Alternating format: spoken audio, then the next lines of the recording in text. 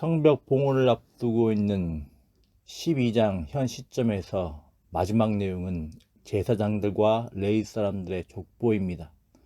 앞선 11장에 언급된 제사장과 레위인들의 명단들이 예루살렘 성에 거주하게 되는 사람들을 가리키는 반면에 오늘 12장 본문에 언급되는 제사장과 레위인들의 족보와 명단들은 포로 생활로부터 돌아온 이후부터 현재까지의 사람들을 언급을 합니다.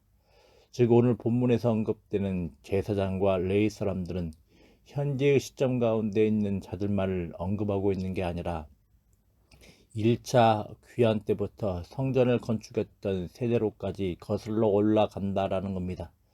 그래서 12장 1절부터 10절까지는 1차 포로 귀환 때 스룹바벨과 예수와 함께 돌아온 제사장과 레위 사람들의 명단들이 소개됩니다.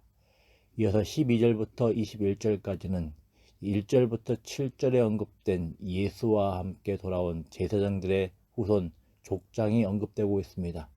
또 22절부터 26절까지는 1차 귀환했던 그 레위 사람들의 후손인 족장들, 지도자들이 언급되고 있습니다.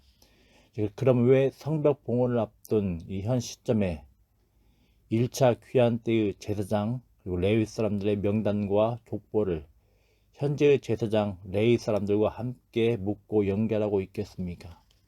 아마도 성전뿐만 아니라 이 성전에서 봉사하는 하나님의 종들, 하나님의 사람들, 그리고 성벽까지 모두 하나님의 성전의 중요 요소임을 강조하기 위해서일 겁니다. 저번에 말씀드렸습니다. 느헤미야에서는 성벽은 하나님의 집에 확장된 부분이라고 언급을 드렸습니다.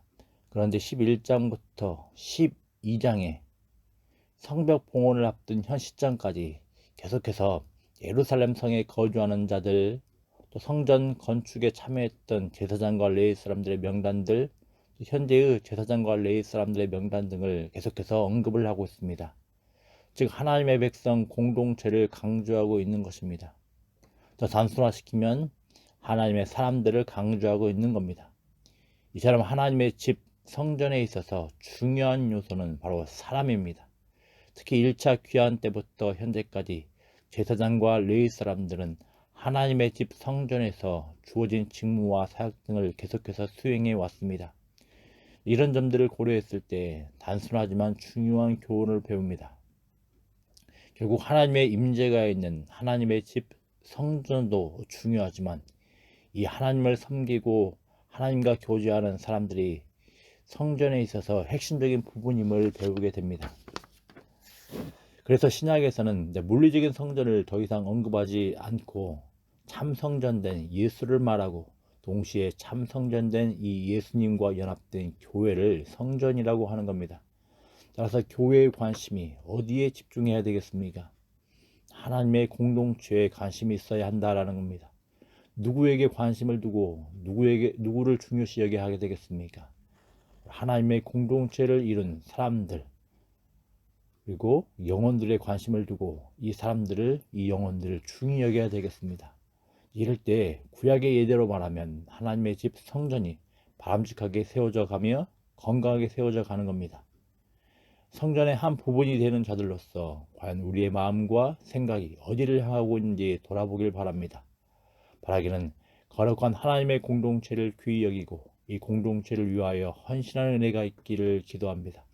이 공동체를 이루는 한 사람 한 사람을 소중히 여기며 이 공동체를 이루는 한 영혼 한 영혼을 소중히 여기며 세워가는 은혜가 있기를 기도합니다. 이와 연관하여서 배울 수 있는 교훈이 있습니다. 1차 귀환 때의 제사장과 레위 사람들의 명단들이 현재까지 이어지고 있다는 것은 하나님의 집 성전을 건축하고 세워가기 위한 모습들이 있었음을 말해줍니다. 하나님의 집 성전은 저절로 세워진 것이 아닙니다.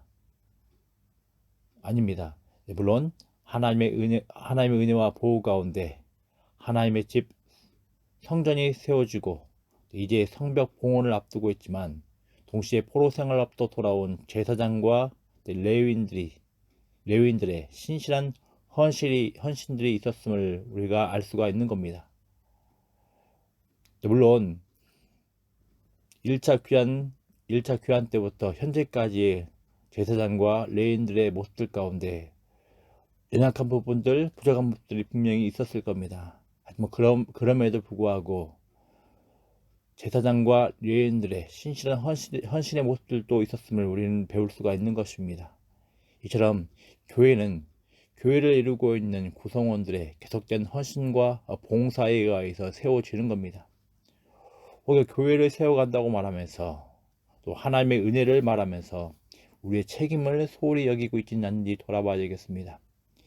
계속하여 대를 이어 성전을 세워가기 위해 힘썼던 제사장과 레위인들의 모습이 우리 교회 가운데도 있기를 바랍니다. 교회가 세워지는 것은 하나님의 은혜에 맡기며 믿음으로 나아가는 우리의 책임과 연결된다는 것을 기억하길 바랍니다. 올해도 그러하였지만 내년에도 교회를 이루고 있는 우리들 각자의 지체로서의 우리의 헌신과 봉사가 요구됩니다.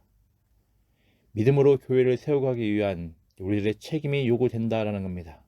바라기는 하나님의 은혜를 구하며 동시에 교회 구성원으로서 나는 어떤 헌신을 할 수 있는지 생각해보고 결단하고 수행해 나가는 복된 은혜가 있기를 기도합니다. 기도하겠습니다.